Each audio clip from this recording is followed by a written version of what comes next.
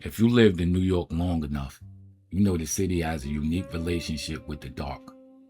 I was born in 1980, so I wasn't around yet when the big one hit in July of 1977. But if you grew up in or around the city back then, you definitely felt its shadow. The policies, the scars, and the stories carried over right into the 80s. When I think about power outages, my mind goes to the ones I actually lived through. I remember the one in the mid 90s, and especially the famous blackout in August of 2003. I was living in Hempstead, Long Island at the time. And honestly, 2003 was kind of cool. I was a drinker back then, so I went out onto my terrace with a drink in hand, and the whole neighborhood was outside. People were sitting on their balconies, leaning over railings, talking to neighbors they haven't spoken to in months. There was no chaos, no fear. The police were everywhere, keeping things smooth, but the mood on the streets was almost peaceful. It felt like a giant, citywide block party under the stores. But 1977 was a completely different animal. To understand why 1977 exploded the way it did, you have to look at the pressure cooker New York was sitting in before the lights ever went out. Back in 1965, the grid failed also. Millions of people across the Northeast lost power on a cool November evening, but in 1965, New Yorkers responded with patience. People directed traffic with flashlights, they shared candles on the stoop, they handed out food, and they sang songs in the dark. It was held up for years as proof to the city's basic decency. So when the power cut 12 years later on July 13th, 1977, city leaders expected the same polite patience. They didn't realize that they were dealing with a completely different city. By 1977, New York was broke. Factories had closed, unemployment was sky high, and the city was right on the edge of bankruptcy. On top of that, it was a brutal, sweltering July heat wave. The air was thick and heavy. And to make things even more tense, the Son of Sam was actively roaming the streets, keeping the entire city looking over his shoulder. The people were squeezed financially, emotionally, and physically. The city felt like a tea kettle that was about to blow its lid, and all it needed was a single spark. And that spark came at 8:37 p.m. Lightning struck key power lines upstate, tripping the breakers, and one by one, the backup systems failed. And right as the sun went down, the entire city of New York went into completely pitch black. But unlike 1965 or 2003, which hit the city late afternoon while people were still at work and stores were open, the 1977 blackout hit at night. The store owners had already locked up and gone home, and the streets were dark. The police department was caught completely flat-footed.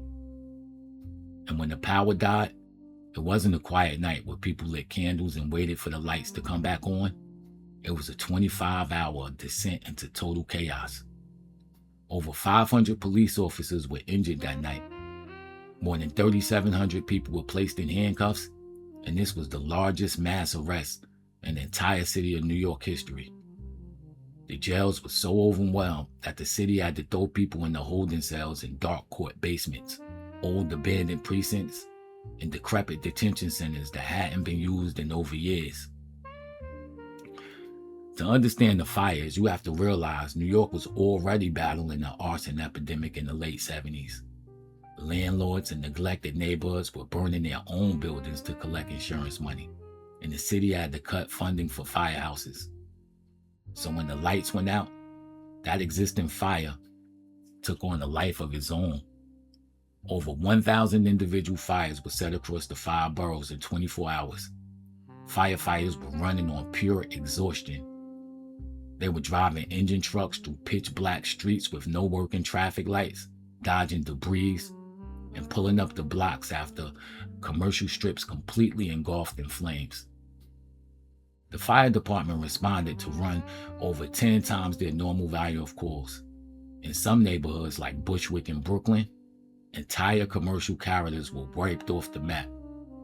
On Broadway and Bushwick alone, 27 major retail stores were completely torched. And the sun came up the next morning, residents looked down the street and said it looked less like New York and more like a war zone. More than 1,600 stores were broken into and destroyed across the city. Now imagine stepping into the shoes of someone standing on a corner in the South Bronx or Crown Heights that night. You're young, you're sitting on the stoop trying to catch a breeze in the 90-degree heat, and suddenly, every street lamp, every neon sign, and every apartment dies at once. Silence lasts for maybe 10 seconds, and then you hear the first piece of glass shattering down the block.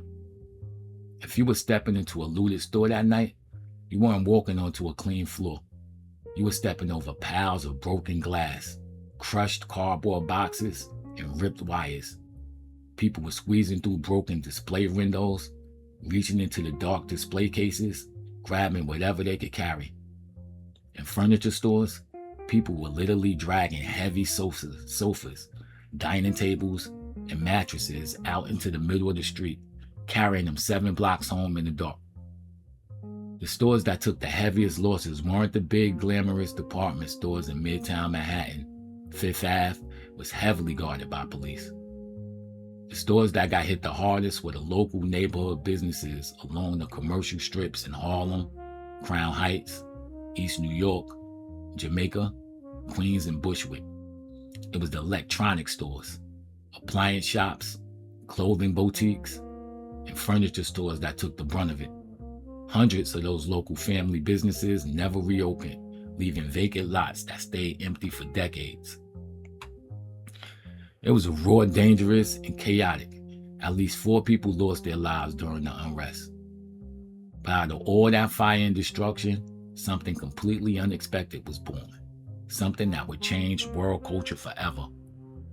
In 1977, a new sound was quietly growing in the South Bronx. That was hip-hop. Back then, it wasn't on the radio. It wasn't in record stores. It was just a few legendary figures like Kool Herc, Africa Bambaataa, and Disco King Mario. They were throwing park jams and block parties. But high-end DJ equipment was ridiculously expensive. So most kids in the Bronx had the talent, but they didn't have the money or the real turntables, mixers, or heavy-duty speakers. And when the lights went out on July 13th, a lot of aspiring young DJs, they ain't head for the clothing stores or the jewelry shops. They headed straight for the electronic stores. Pioneers like Grandmaster Cass later talked about running straight to the local shops to grab mixers and audio equipment off the shelves. The very next morning, when the sun came up over a bruised city, the landscape of music had shifted. Overnight, hundreds of kids who couldn't afford gear, they suddenly had a high-powered sound system sitting in their living rooms. By the end of the summer, park jams exploded across every neighborhood in the Bronx and Brooklyn. The number of active DJs multiplied by 10. This dark night inadvertently handed the youth of New York the tools they needed to build up hip-hop into a global movement.